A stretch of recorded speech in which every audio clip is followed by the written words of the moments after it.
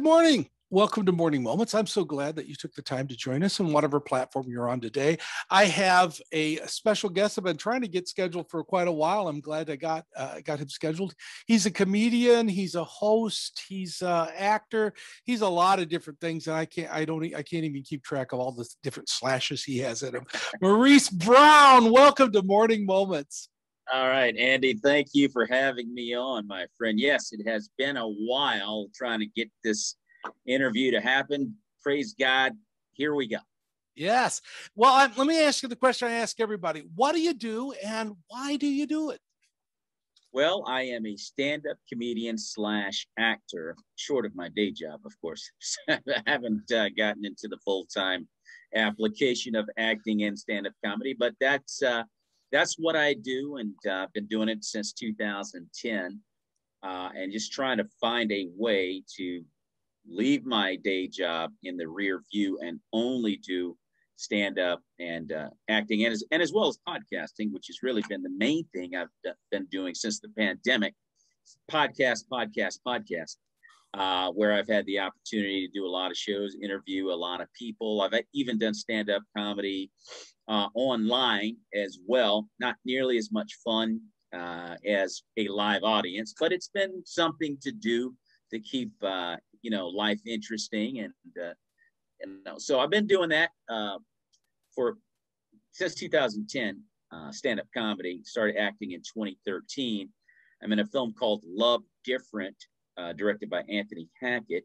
Did that in 2016. Had a chance to act with Jen Gotzon and Tommy Ford, who was on the TV show Martin from the 90s. That was a great opportunity to work with those guys. And I'm a part of an agency in Houston, Pastorini Bosby Talent, where I get auditions for film, TV, feature films, things of that nature. So doing a lot of things, Andy. Yeah. And, if we become available, God just opens doors, doesn't he? He will open doors. If you just have to become available, as you accurately stated, willing to put yourself to the side and say, God, just use me. Put your fear to the side, and because it's not about me and you, it's about him. Right. And if we trust him, we'd be completely blown away by the things that, we can do. That doing that videos or doing a live virtual meeting and even comedy is so much different, because you feed off the audience and there's just dead silence, and you have to tell yourself, oh yeah, everybody out there is just laughing away at this one. So you have to hope that that's what's going on. I mean, I haven't had a chance to do that kind of comedy where you get like 1,000, 5,000 people, and you don't see anything. You just talking. I've had some comedy friends that have done comedy on that level, and they find out later they were hilarious. Yeah. They said it felt like they were bombing, but they found out later they were doing. That's not a good way to enjoy yourself on stage. You're just hoping that it's working. But I've done comedy where I can see faces on the screen, and this person's having chicken soup, that one's having an argument with his grandmother, and that one's not really sure what's happening. Anyway, it's quite interesting, Andy, because then you have that delay. It's like, okay, they laugh 3 seconds after the joke, and then you go, okay, and so you have to kind of get into that zone, and it's a whole different animal. But thank God, it looks like now we're getting out of this pandemic. Yeah. Things are starting to get back to normal. Like I was telling you earlier before we came on live, I'm going to go out tonight and do some live comedy in a club in Austin. And this is going to be only, since the pandemic, I've only done stand-up comedy in front of a live audience one time in 2 years. Yeah. So tonight's going to be pretty special for me as I get back into it. Yeah, because if people don't realize, the comedian has to feed on the audience, and they have to really know your room. And if you don't know your room, you don't know if you're bombing or not. But when you're live, you're bombing. Because, right away. Yeah, I told people I've done comedy. I could hear the ice melt in the glasses. That's how quiet it was. Man, oh man, you know exactly how well you're doing right there on the spot, and it's so much more fun and challenging, because if you can get people on your side, it's you versus the room, dude. And it's a lot of fun. It's a great challenge. I tell my wife, it's like, Evil Knievel, like, before he jumps over, 20 cars, that's the feeling. Yeah. Just before you grab the mic, because it's just you, man. It's just you versus that entire room. You got to make happen. I've told folks before, I've done public speaking for 45, 50 years. And the most scary I've ever done is stand up.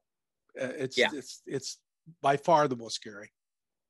And you can't do it unless you just love it. If you got to enjoy that challenge, because things can go south on you real quick. The element of bombing is always in play, and you just don't want that. And the adrenaline rush you get of trying to really go in there and kill. Like, I want to destroy this room.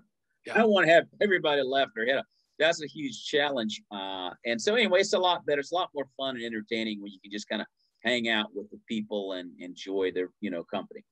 Why is it important for you to make people laugh? Well, I've always wanted to be, like Richard Pryor. As a kid growing up, I always wanted to be like Richard Pryor. And I just think that the joy and excitement of getting a laugh, there's nothing like it. Yeah. Getting people to laugh at your jokes is an exhilarating feeling. And you're spreading joy.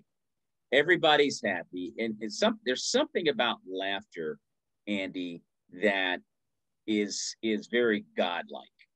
You think about laughing, it's like, well, all of a sudden, no matter what you were feeling, doesn't mean anything anymore. I don't think your mind is ever more lucid than when you're laughing.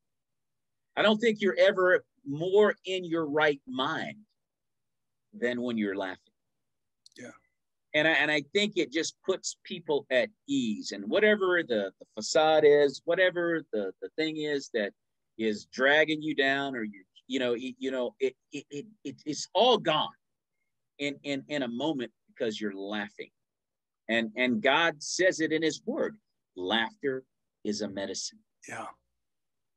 And, I've had some comedians tell me that a lot of folks have come up to them afterwards and said, you don't know kind of how rough of time I've had, what my life's been like, but for this time right now, it all left for a little while. So while I was laughing. While you were laughing. And what happens invariably a lot of times is whatever it was that was bothering you, you realize through laughter, it wasn't that serious. Yeah. Why was I upset about that? Honestly, that was wow. And so laughter, again, God says it in Proverbs, it's a medicine. Yeah. And to be able to be that vessel to bring that to people. And unless you've been one of those people who like making folks laugh, folks will never understand you. And it's okay not to be understood. A lot of people don't understand me, but all the way from childhood, I tried to make kids laugh in my classroom, and for those of us who like laughter, we're the ones that you got called to the principal's office. Things we got in trouble for, now they're actually listening to us and getting paid for it. Some of us. Well, some of us, and I used to be a radio announcer in North Carolina back in the early 90s, late 80s, early 90s. And my manager actually said, Maurice, I think you should try stand-up comedy. And I actually wasn't even thinking about stand-up, because I think you should try it. And went down to Charlie Goodnight's in Raleigh, North Carolina, one of the premier comedy clubs on the East Coast. And in order for me to get on stage, I had to audition with like 20 or more comedians. They only picked 4, and I was one of the 4 that was picked. And it was in front of a bunch of screaming, drunken college kids at North Carolina State University. And I couldn't believe where I was. I couldn't even believe I was standing there. And so anyway, that was my introduction into stand-up. Yeah. And it's that laughter that drives us to be able to be rejected and still continues. Yeah. Well, yeah, I mean, you get to that point where you become brazen to bombing or being rejected. You know, it's kind of like, you know, well, it just wasn't my night. I'll be back tomorrow. You know, and that acting and comedy work, that issue of rejection helps motivate a lot of people. And I think that's a lesson that we could learn.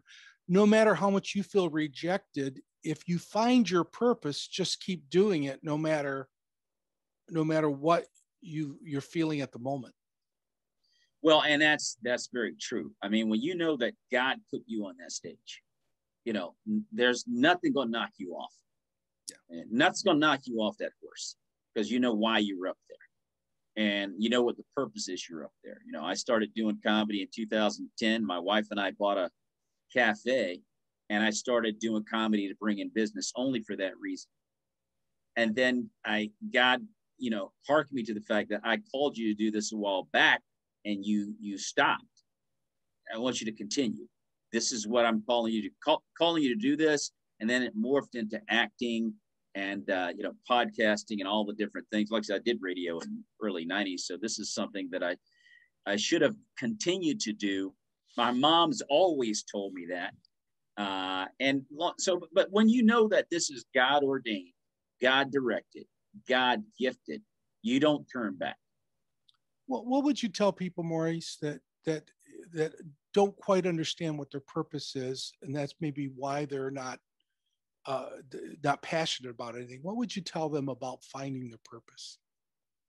I think the number one thing you have to do is have a relationship with God through Jesus Christ. That's number one. You got to find out who God is. And when you'll find out that God is the Father of the Son that saved the world. Yeah. And once you find that out, then you understand, okay, now I need a relationship. And then you need to ask him, God, what did you create me to do? And he will tell you if you're intentional and you want to know. And once you find out, then you just go for it. And it's not a rocket science kind of thing. Yeah, one of my favorite sayings is a nurse I trained in Nashville told me this: God knows your heart. It's up to us to hear his voice. Yes. It's up to us to hear his voice.